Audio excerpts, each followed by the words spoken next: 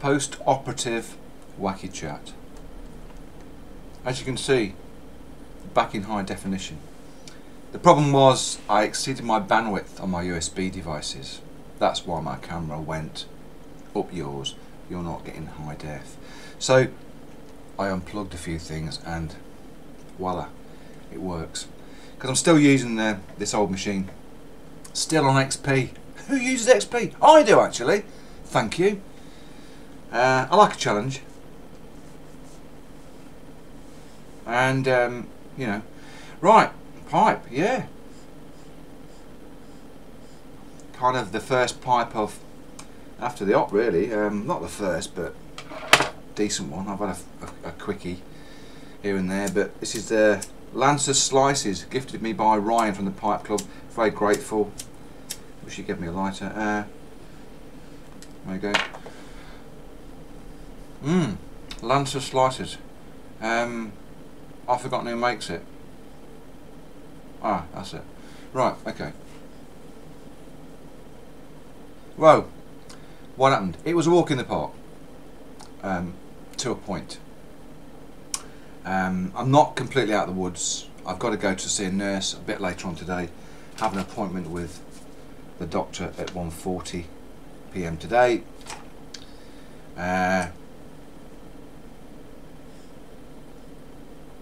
And it's because one of the wounds has opened up slightly. Sounds bad, doesn't it? It ain't good. It ain't really bad, but it's got to be sorted. Pardon me. This is iced coffee, and it's very, very nice. Caramel. Right. Yeah, what happened was the incisions of the laparoscopic cholecystectomy. Right. It took a while for me to try and pronounce that. What it is, it's laparoscopic, it's quite easy, but cholecystectomy, it's quite a mouthful. So think of cola, cholecystectomy. It's cholecystectomy. How many syllables is that? A few, fair few. But yeah, laparoscopic cholecystectomy or cholecystectomy. I had to listen to the Google pronunciation of it about 10 times, thinking, gee whiz, that is so difficult. I'm sure they do it to sound more punter than they really are. Oh yes, I've had a chimney homanahunch. But anyway, yeah, that went fine. And the scars of that operation have healed remarkably well. There's one up here, that one there, that's the incision. I mean, 1, 2, 3, 4. Not going to show you the fourth one, that ain't good. Because that's on the old Michael's diverticulum laparoscopic surgery I had on the abdomen way back in the 80s, like I said to you. Not very good with the words. It's early, right? I've not had enough of this, that's what it is. Can't speak properly. Can't speak properly anyway. Yeah. So then, who are you? Oh yes, sorry. Completely thrown there.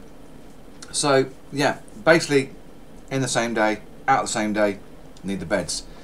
Basically what they do, they get you to have a wee, have a drink, have something to eat, then get you out of there.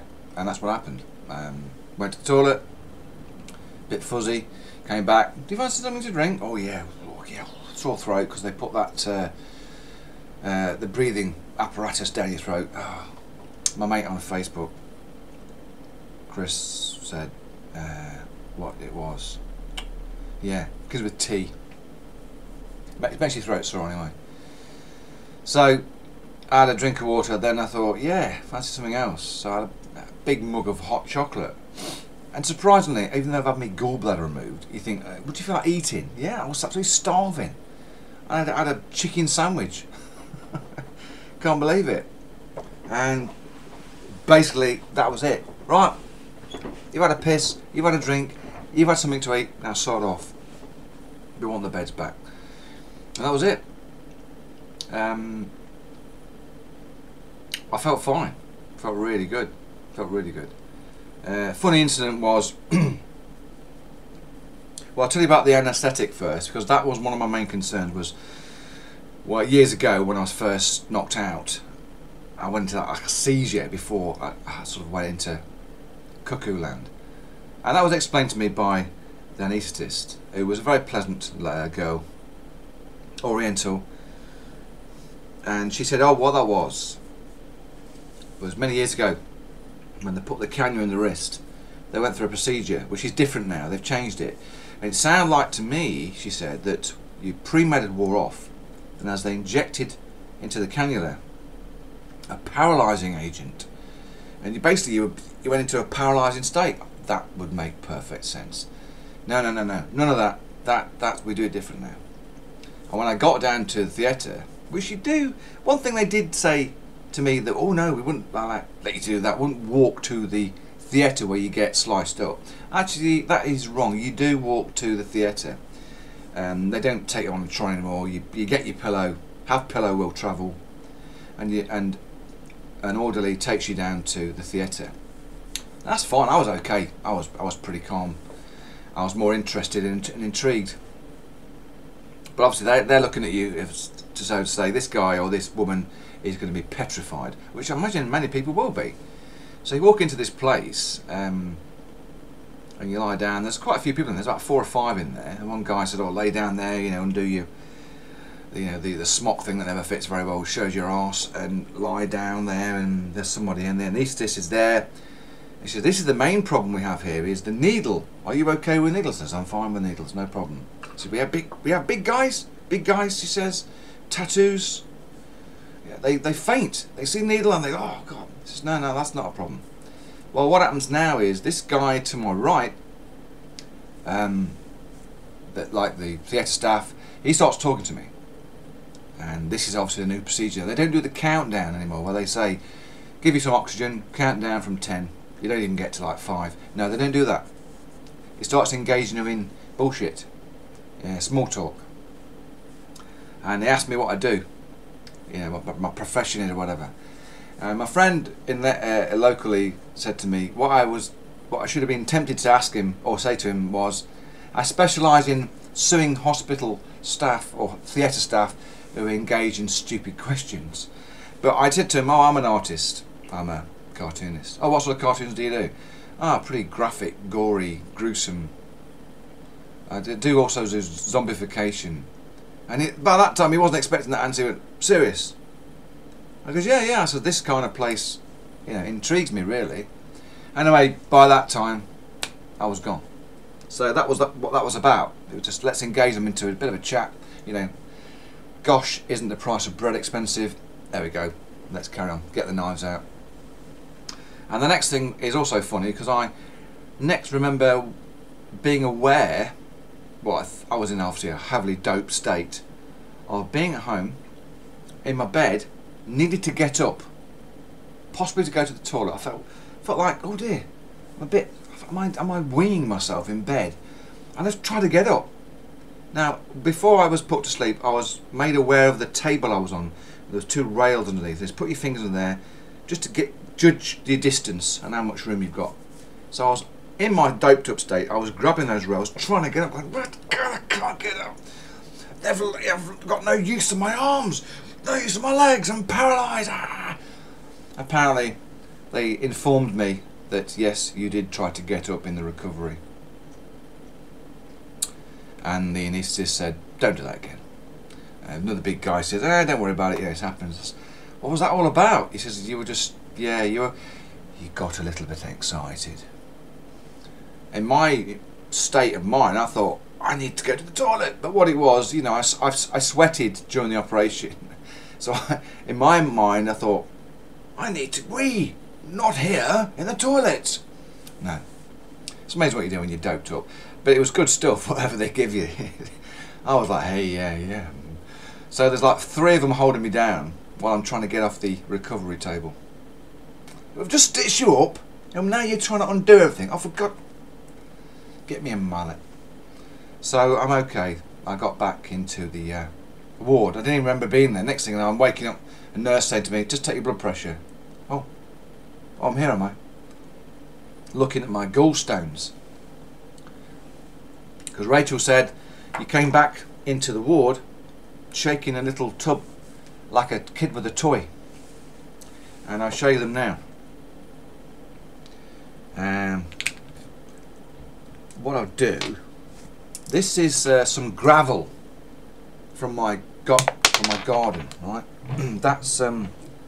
They are real stones, right?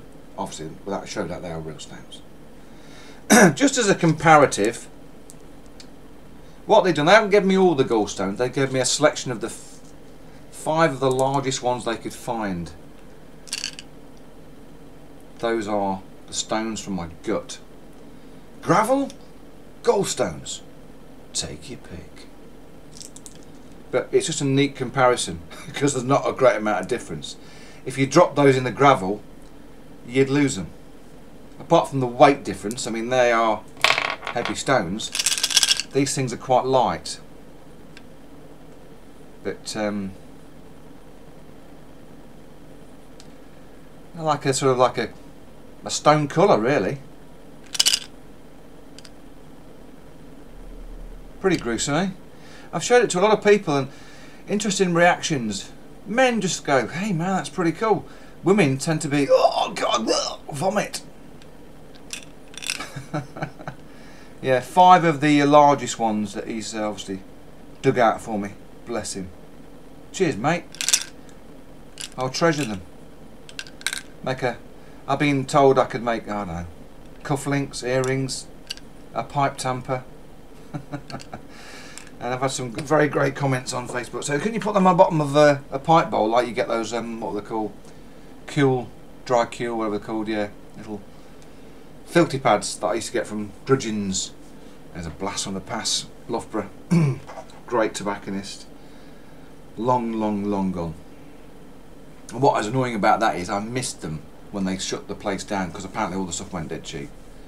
Oh dear, sometimes you just think, needed to be there at the right time. So, that was it mainly.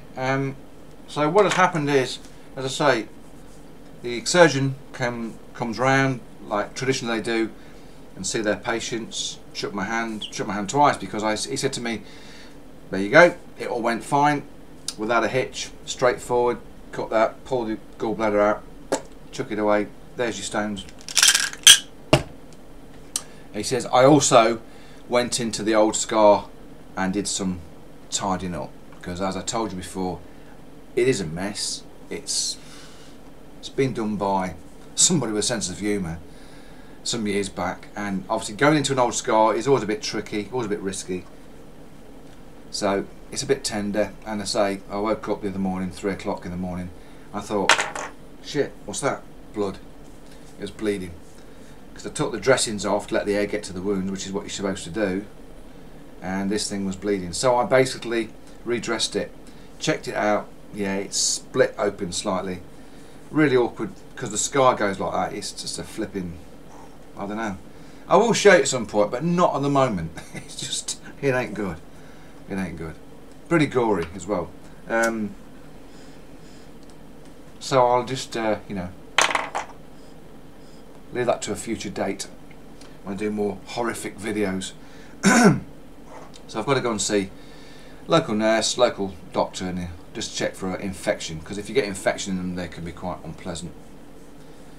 Seeing Rachel with that. So, but thanks for everybody for the well wishes. Thank you everybody for being concerned, and of course, obviously, thanks to Rachel, Lauren, Bill, Bev for all the support and everything.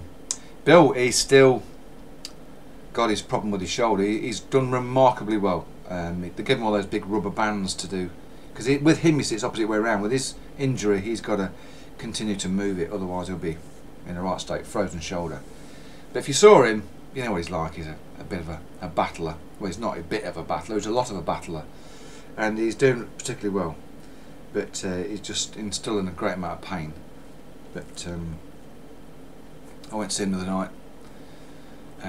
It was his birthday the other week, so it was all kicking off. Anyway, it's almost 15 minutes on here. It's Monday the 2nd of February. It is Pipe Club night. Nottingham Pipe Club. Unfortunately, I'm in no fit state to be at the Pipe Club, so have fun. Maybe someone will video, take a picture, maybe. And I will give you another update very shortly. I've basically got to be a bit of movement, a lot of rest. Obviously can't do any cycling for quite some time, probably a month at least. So I'll catch you later. And I've